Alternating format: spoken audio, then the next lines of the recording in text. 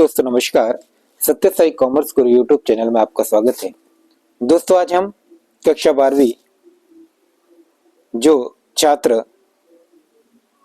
MP board से व्यवसाय अध्ययन का पेपर देने जा रहे हैं उनके लिए एक महत्वपूर्ण वीडियो लेकर आ रहे हैं और आज का वीडियो होगा हमारा बहुविकल्पीय प्रश्न का। इसमें दोस्तों हमने 72 महत्वपूर्ण विकल्पों को इंक्लूड किया है। वीडियो को पूरा देखिए, लाइक कीजिए, अपने दोस्तों को शेयर कीजिए तथा चैनल को सब्सक्राइब कीजिए। दोस्तों आइए वीडियो को शुरू करते हैं। आज का पहला प्रश्न है दोस्तों, प्रबंध का सार है। पहला है समन्वय, संगठन, स्टाफिंग और नियोजन। तो दोस्तों प्रबंध का जो सार है वो है आपका समन्वय, तो ऑप्शन नंबर फर्स्ट सही हो जाएगा।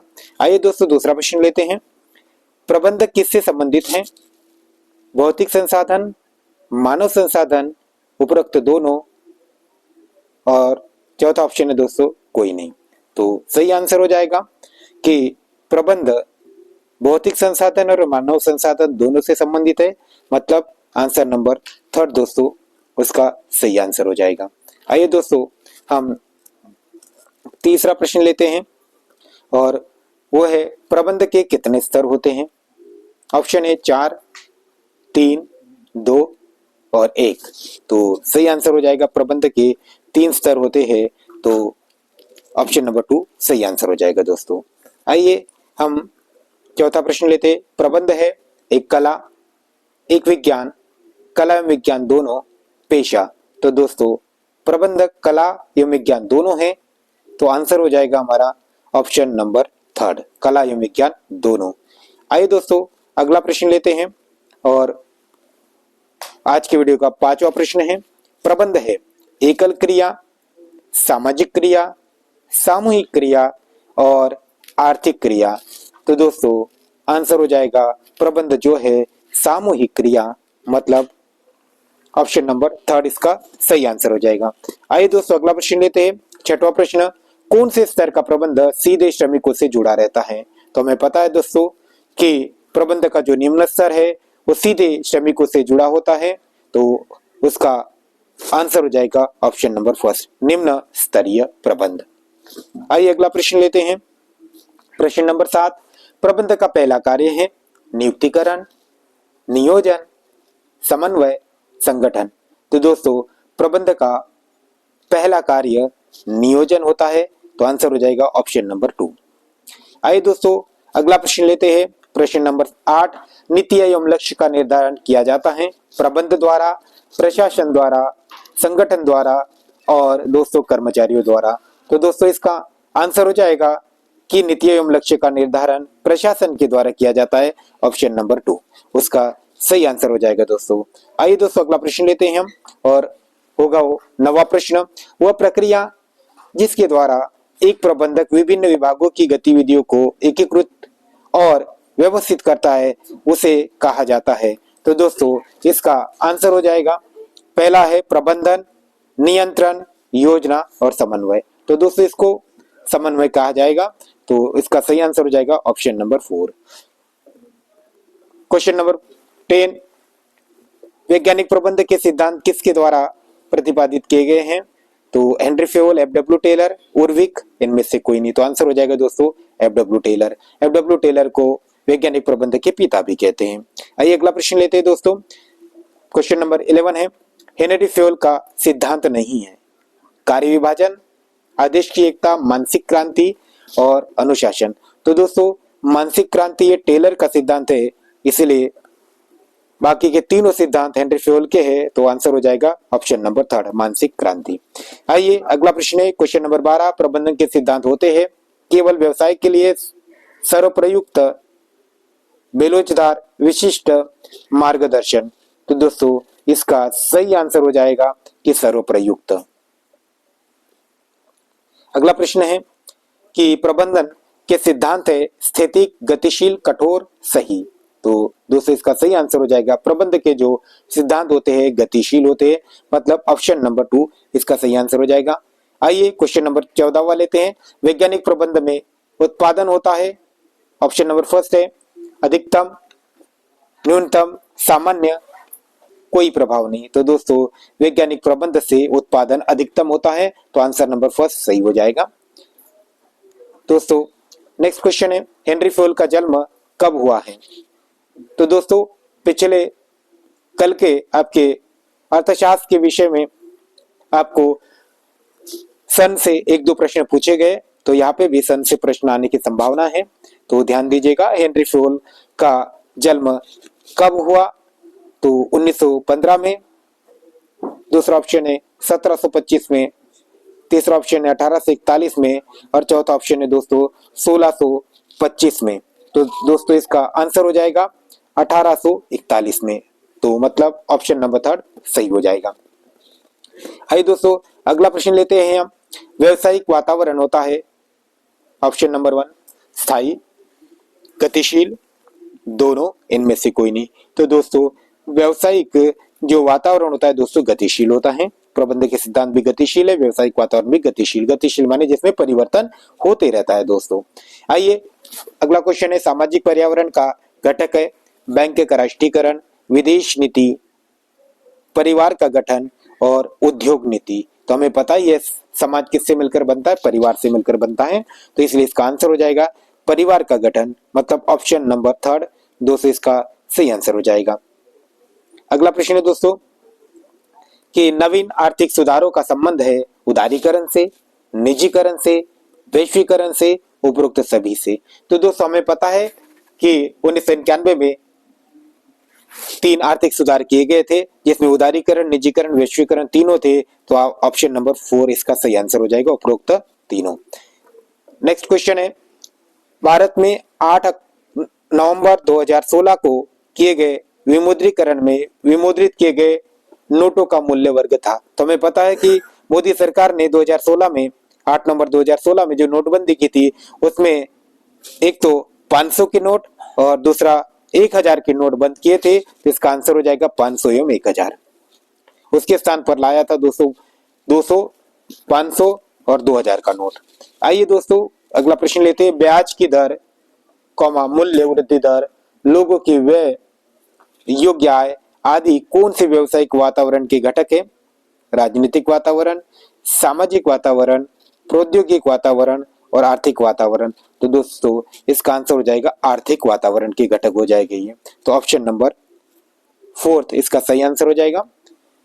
अगला प्रश्न लेते, भारत में नवीन आर्थिक नीति लागू की गई थी। तो हमें पता है भारत में नवीन आर्थिक नीति लागू की गई थी 1991 में, तो इसका आंसर हो जाएगा ऑप्शन नंबर 2 1991। आइए दोस्तों अगला प्रश्न लेते हैं, 22वां प्रश्न है, व्यवसाय का आंतरिक वातावरण का तत्व है उद्देश्य, ब्रांड, मानव संसाधन, यह सभी। तो दोस्तों ये तीनों हैं, तो इसका सही आंसर हो जाएगा ऑप्शन नंबर 4। दोस्तों 23वां प्रश्न है, नियोजन भविष्य को पकड़ने के लिए बनाया गया पिंजरा है, ये किसने कहा था? तो दोस्तों हमें ये परिभाषा पता ही है कि नियोजन भविष्य को पकड़ने के लिए बनाया गया पिंजरा है। ये परिभाषा है दोस्तों हमारे एलन की, लुइस एलन की, तो ऑप्शन नंबर 4 इसका सही आंसर हो जाएगा दोस्तों लुइस एलन। नेक्स्ट क्वेश्चन है कि नियोजन कम करता है। तो दोस्तों नियोजन किसको कम करता है? कार्य को, श्रमिक को, प्रणाली को, अनिश्चितता को। तो दोस्तों इसका आंसर हो जाएगा अनिश्चितता को कम करता है। यदि हम योजना बना के कोई काम करेंगे तो हमारा जो कार्य है पूर्ण होने की संभावना बढ़ जाती है, इसलिए वो अनिश्चितता को दूर करता है। तो दोस्तों अगला प्रश्न है, उद्देश्य होने चाहिए। ऑप्शन नंबर 1 है आदर्श, सेकंड जटिल, थर्ड है दोस्तों व्यावहारिक और फोर्थ है एक पक्षीय। तो दोस्तों उद्देश्य कैसे होने चाहिए? तो व्यावहारिक होने चाहिए, तो ऑप्शन नंबर 3 इसका सही आंसर हो जाएगा। आइए दोस्तों 26वां प्रश्न है, नियोजन प्रबंधक का चरण है, प्रथम चरण है, मध्यम चरण है, अंतिम चरण है या वैकल्पिक चरण है? तो दोस्तों नियोजन प्रबंधक का प्रथम कार्य या प्रथम चरण है। नेक्स्ट क्वेश्चन है दोस्तों कि नियोजन के तत्व है लक्ष्य, उद्देश्य, नीतियां, नियम, उपरोक्त सभी। तो दोस्तों ये चारों इसके तत्व हैं नियोजन के, तो आंसर हो जाएगा ऑप्शन नंबर 4। नेक्स्ट क्वेश्चन है दोस्तों, अधिकार अंतरण होता है अधिकार का, उत्तरदायित्व का, जवाबदेही का और इनमें से कोई नहीं। तो दोस्तों अधिकार अंतरण, तो ध्यान से दोस्तों अधिकार और अंतरण, तो उसका आंसर हो जाएगा दोस्तों अधिकार का। तो उसके क्वेश्चन में दोस्तों आंसर छुपा है। अधिकार अंतरण माने अधिकार का ही अंतरण होता है। 29वां प्रश्न है, कार्य करते हुए अंत क्रिया से अचानक बना सामाजिक संबंध तंत्र कहलाता है। औपचारिक, अनौपचारिक, विकेंद्रीकरण और अंतरण। तो दोस्तों हमें पता है कि कार्य करते हुए अचानक बना जो सामाजिक संबंध है उसको कहते हैं दोस्तों हम अनौपचारिक संप्रेषण या संगठन।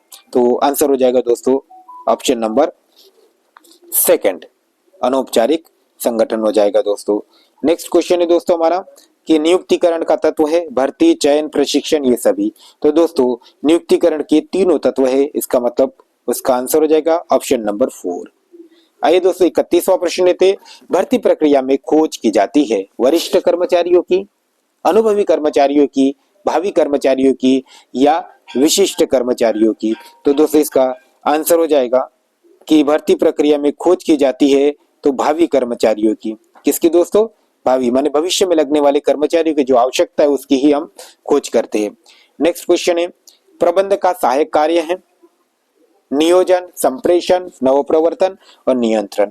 तो दोस्तों प्रबंध का ये जो नियोजन, संप्रेषण और नियंत्रण ये प्रमुख कार्य है या मुख्य कार्य है, इसमें से सहायक कार्य हो जाएगा दोस्तों नवप्रवर्तन, मतलब ऑप्शन नंबर 3 दोस्तों।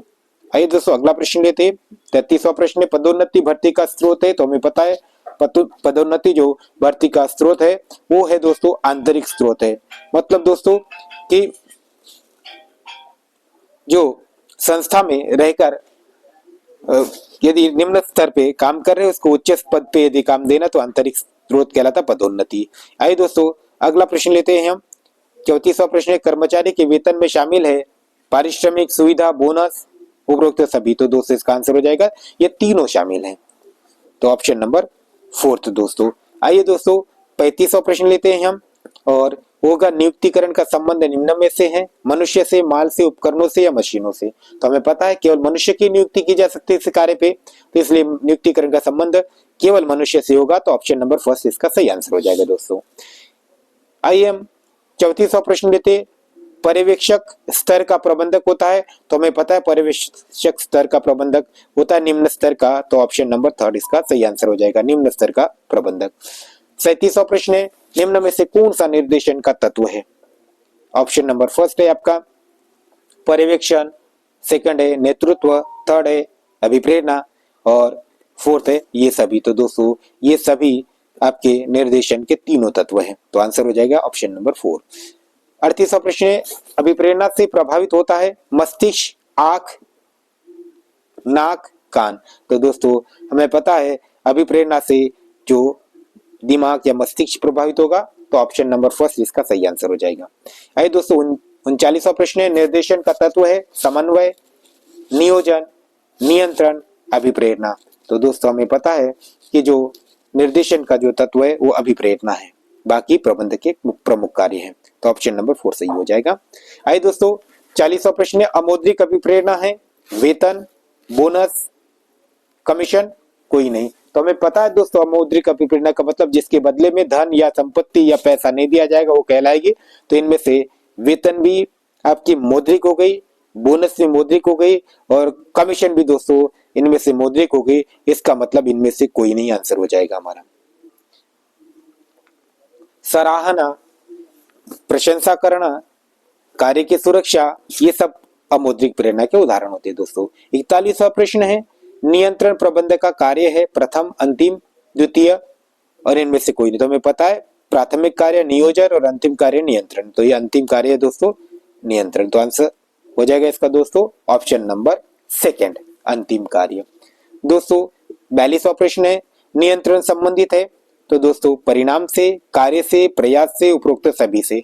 तो दोस्तों जो आपका नियंत्रण जो संबंधित है तो ये परिणाम से। फिर दोस्तों 43वां प्रश्न है आपका कि प्रबंध प्रक्रिया अंतिम कार्य है। तो प्रबंध प्रक्रिया का अंतिम कार्य हमें पता है नियंत्रण है, इससे पहले हो चुका है, तो ऑप्शन नंबर 3 हो जाएगा नियंत्रण। 44वां प्रश्न है, वित्त का सबसे सस्ता स्रोत होता है। तो दोस्तों ये होता है समता अंश पूंजी, तो इसका सही आंसर हो जाएगा ऑप्शन नंबर 2 समता अंश पूंजी। अगला प्रश्न है दोस्तों 45वां दीर्घकालीन कोष से संबंधित नहीं है। ध्यान से पढ़िएगा, नहीं है। तो समतांश पूंजी भी है, पूर्वाधिकार अंश भी है, दीर्घकालीन ऋण भी है, लाभांश नहीं है। तो आंसर हो जाएगा ऑप्शन नंबर 2 लाभांश। 40वां प्रश्न है दोस्तों कि विपणन है क्रय उन्मुखी, विक्रय उन्मुखी, ग्राहक उन्मुखी और उत्पादन उन्मुखी। तो दोस्तों जो आपका विपणन कहलाता है और वो होता है ग्राहक उन्मुखी। तो ऑप्शन नंबर 3 इसका सही आंसर हो जाएगा। 47वां प्रश्न है दोस्तों और वो है पैकेजिंग का उद्देश्य क्या है? सुरक्षा, सुविधा, विज्ञापन, उपरोक्त सभी। तो दोस्तों ये तीनों ही पैकेजिंग के उद्देश्य है। तो ऑप्शन नंबर 4 इसका सही आंसर हो जाएगा। 48वां प्रश्न है दोस्तों उपभोक्ता संरक्षण अधिनियम बनाया गया। तो दोस्तों ये सन से 1-2 प्रश्न जरूर पूछे जाएंगे। उपभोक्ता संरक्षण अधिनियम बनाया गया तो इसका आंसर हो जाएगा 1986। तो ऑप्शन नंबर 3 इसका सही आंसर हो जाएगा। आइए दोस्तों अगला प्रश्न लेते हैं 49वां। विश्व उपभोक्ता अधिकार दिवस मनाया जाता है। विश्व उपभोक्ता अधिकार दिवस मनाया जाता है। तो दोस्तों इसका आंसर हो जाएगा प्रतिवर्ष 15 मार्च को। तो आंसर हो जाएगा ऑप्शन नंबर 2 प्रतिवर्ष 15 मार्च को। 50वां प्रश्न है दोस्तों स्थायी संपत्ति में शामिल नहीं है। मशीन भी है दोस्तों, भवन भी है, फर्नीचर भी है, स्टॉक नहीं है। तो स्थायी संपत्तियां वे संपत्तियां होती है जो दीर्घकाल तक हम जिसका उपयोग करते हैं और जो 1 वर्ष से अधिक तक हम उसका यूज करते हैं, वो सामान्यतः रोकड़ में नहीं बदलती दोस्तों, वो स्थायी संपत्तियां होती है। तो ऑप्शन नंबर 4 हो जाएगा सही आंसर। 51वां प्रश्न है दोस्तों विपणन व्यवहार है। तो दोस्तों विपणन व्यवहार है सरकार पर, उद्योग पर, व्यवसायों पर, ग्राहकों पर और 4th है दोस्तों सरकार पर। तो विपणन जो व्यवहार हो जाएगा दोस्तों ग्राहक पर, माने विपणन का जितना भी खर्चा आएगा वो ग्राहकों पर पड़ता है। तो उसका सही आंसर हो जाएगा ऑप्शन नंबर 3 ग्राहक पर। अगला क्वेश्चन है दोस्तों उत्पादन से संबंधित विशिष्ट सूचनाएं होती है ब्रांडिंग, पेटेंट, लेबलिंग, पैकेजिंग। तो दोस्तों ये 52वें प्रश्न का आंसर हो जाएगा आपका कि उत्पाद से संबंधित विशिष्ट सूचनाएं जो होती है उसको हम लेबलिंग कहते हैं दोस्तों। क्या कहते हैं? लेबलिंग। दोस्तों 53वां प्रश्न पर देखते हैं और होगा जिला फोरम द्वारा क्षतिपूर्ति अधिकतम कितने की जा सकती है? तो दोस्तों ये होगा अधिकतम 20 लाख की। तो ऑप्शन नंबर 3 सही आंसर हो जाएगा दोस्तों। 54वां प्रश्न है स्वर्ण आभूषणों की गुणवत्ता के लिए कौन सा मार्क होता है? तो दोस्तों उसके लिए होता है हॉलमार्क। तो ऑप्शन नंबर 1 ही सही आंसर हो जाएगा, हॉलमार्क होगा इसके लिए। तो स्वर्ण आभूषण के लिए हॉलमार्क। दोस्तों निम्न में से कौन सा कार्य प्रबंध का नहीं है? तो दोस्तों नियोजन भी है, नियुक्तिकरण भी है, संगठन भी है, सहकारिता नहीं है। इसका मतलब दोस्तों ऑप्शन नंबर 2 इसका सही आंसर हो जाएगा।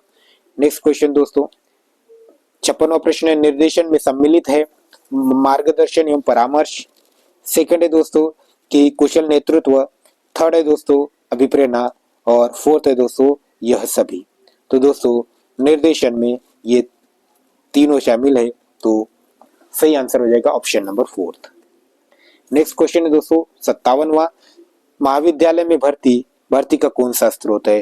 तो दोस्तों हमें पता है महाविद्यालय में भर्ती का बाह्य स्रोत है। तो ऑप्शन नंबर 2 इसका सही आंसर हो जाएगा। 58वां प्रश्न है शिकायत निपटारा करने हेतु सामान्यतः अवधि होती है। तो शिकायत निपटारा करने हेतु सामान्यतः जो अवधि होती है तो दोस्तों 3 माह की होती है। ध्यान से दोस्तों पूछा जा सकता है, ऑप्शन नंबर 4 सही हो जाएगा 3 माह की। उत्पाद की विशिष्ट पहचान निम्न में से किससे होती है? तो दोस्तों पैकिंग, ब्रांडिंग, पेटेंट, लेबलिंग। तो दोस्तों उत्पाद की जो पहचान होती है और होती है दोस्तों ब्रांडिंग से। तो इसका मतलब सही आंसर हो जाएगा ऑप्शन नंबर 2 ब्रांडिंग। 60वां प्रश्न है राष्ट्रीय आयोग का गठन किया जाता है राज्य सरकार द्वारा, केंद्रीय सरकार द्वारा, स्थानीय सरकार द्वारा और भारतीय राष्ट्रीय कांग्रेस द्वारा। तो दोस्तों राष्ट्रीय आयोग है तो फिर दोस्तों केंद्र सरकार ही करेगा। तो ऑप्शन नंबर 2 उसका सही हो जाएगा। 61वां प्रश्न है फंडामेंटल ऑफ मार्केटिंग पुस्तक के लेखक कौन है? तो दोस्तों फंडामेंटल ऑफ मार्केटिंग जो पुस्तक के लेखक है वो है प्रोफेसर विलियम जे स्टेंटन। तो ऑप्शन नंबर 2 सही हो जाएगा, प्रोफेसर विलियम जे स्टेंटन। आइए दोस्तों हम अगला प्रश्न लेते हैं और वो हो जाएगा 62वां प्रश्न। प्रबंध वही है जो प्रबंध कार्य करता है परिभाषा के प्रतिपादक है? तो दोस्तों प्रबंध वही है जो प्रबंधक कार्य करता है, ये परिभाषा दी है लुईस एलन ने। तो सही आंसर हो जाएगा Lewis Allen, option number second. Next question दोस्तों 63वां कि मानव शक्ति की आवश्यकता का अनुमान लगाना प्रबंध के निम्न कार्य के अंतर्गत आता है? नियोजन, संगठन, नियुक्तिकरण, समन्वय। तो दोस्तों मानव शक्ति की आवश्यकता का पता लगाना नियुक्तिकरण के अंतर्गत आएगा, तो ऑप्शन नंबर थर्ड इसका सही आंसर हो जाएगा। 264वां प्रश्न है टेलर ने क्रियात्मक संगठन के लिए कुल कितने नायकों की नियुक्ति पर बल दिया है? तो दोस्तों इसने कुल 8 नायकों की नियुक्ति पर बल दिया है। इंपॉर्टेंट क्वेश्चन है, तो ऑप्शन नंबर सेकंड उसका सही आंसर हो जाएगा। 65वां प्रश्न दोस्तों भारत में उदारीकरण की नीति रही है सफल, असफल, पूर्णतया असफल या इनमें से कोई नहीं? तो दोस्तों उदारीकरण की नीति भारत में सफल रही है, तो आंसर हो जाएगा ऑप्शन नंबर फर्स्ट। दोस्तों हम देखते हैं अब अगला प्रश्न 66वां प्रश्न। भारत में अब तक विमुद्रीकरण किया गया है 1 बार, 2 बार, 3 बार और 4 बार। तो दोस्तों भारत में अब तक जो विमुद्रीकरण किया गया है वो है 4 बार किया गया है, तो ऑप्शन नंबर फोर्थ आएगा। मोदी सरकार में 2 बार, उससे पहले 2 बार हो चुका है दोस्तों। 67वां प्रश्न है दोस्तों संगठन चार्ट का उपयोग किया जाता है। संगठन चार्ट का उपयोग किया जाता है औपचारिक संगठन में, अनौपचारिक संगठन में और उपरोक्त दोनों में इनमें से कोई नहीं? तो दोस्तों इसका आंसर हो जाएगा कि संगठन चार्ट औपचारिक संगठन, तो ऑप्शन नंबर फर्स्ट इसका सही आंसर हो जाएगा दोस्तों।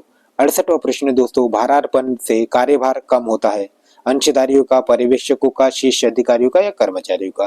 दोस्तों भारार्पण से जो कार्यभार कम होगा शीर्ष अधिकारियों का, तो दोस्तों आंसर हो जाएगा ऑप्शन नंबर थर्ड शीर्ष अधिकारियों का। दोस्तों 69वां प्रश्न है भारत में नेशनल स्टॉक एक्सचेंज की स्थापना कब हुई? तो दोस्तों इसका सही आंसर हो जाएगा 1992 में, तो ऑप्शन नंबर थर्ड 1992। 70वां प्रश्न दोस्तों साधारण अंशों पर अधिक लाभ प्राप्त करने की प्रवृत्ति क्या कहलाती है? तो लाभांश दर, विनियोग प्रत्याय दर, इक्विटी व्यापार। तो दोस्तों इसको कहते हैं इक्विटी व्यापार, तो ऑप्शन नंबर थर्ड इसका सही आंसर हो जाएगा इक्विटी व्यापार। 71वां प्रश्न दोस्तों ब्रांड निर्धारित करने का आधार है विशिष्ट नाम, विशिष्ट चिन्ह, उत्पादक का नाम या ये सभी? तो दोस्तों ब्रांड किसी भी इनमें से किसी भी नाम से किया जा सकता है, तो सही आंसर हो जाएगा ऑप्शन नंबर 4। 72वां प्रश्न है दोस्तों कि उपभोक्ता निवारण आयोग के स्तर है। तो दोस्तों उपभोक्ता निवारण आयोग के स्तर होते हैं तो 1, 2, 3 और 4। तो दोस्तों हमें पता है उपभोक्ता निवारण आयोग के स्तर जो होते हैं 3, तो ऑप्शन नंबर थर्ड इसका सही आंसर हो जाएगा दोस्तों। ये था दोस्तों हमारे वीडियो का लास्ट प्रश्न। वीडियो देखने के लिए बहुत बहुत धन्यवाद दोस्तों। वीडियो को लाइक, शेयर और चैनल को सब्सक्राइब जरूर कीजिए दोस्तों। मिलते हैं हम कल अगले वीडियो में जिसमें हम एक शब्द में उत्तर को कवर करने वाले हैं दोस्तों।